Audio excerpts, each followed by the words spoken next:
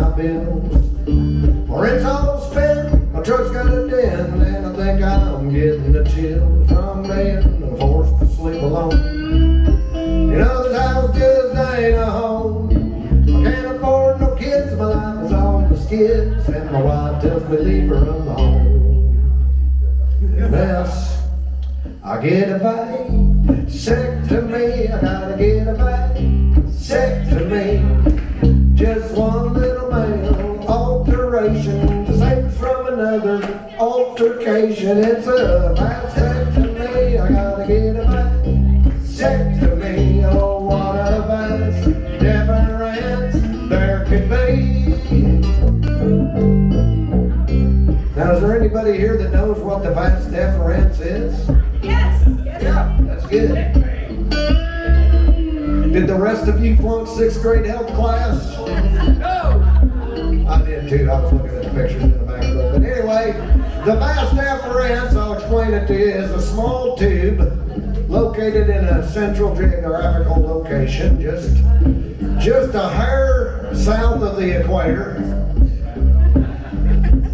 Just a hair south.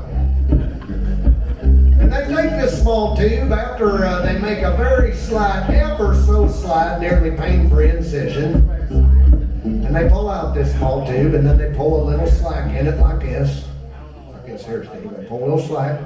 And then they take a little snipper, and they cut that little tube in half. And they take each end of it, and they tie it off with a sheep shank and a half hitch. And then they burn off the end with a Bic lighter.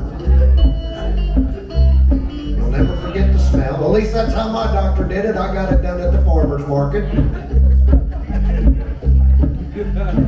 Anybody else? $49.99. You go home the same day. Probably the best deal around. The only drawback I could tell you is probably that you got to wear that cone on your head for 3 days. I know Dr. Goopa come over there. He was strapping that thing on my neck after he got done. I said, "Wait a minute, Doc." I said, "I don't remember any of my friends ever having to wear one of these cones on their head. Why in the world do I got to wear a cone like this?" You know, Dr. Goopa looked at me and he said, "Let me tell you something."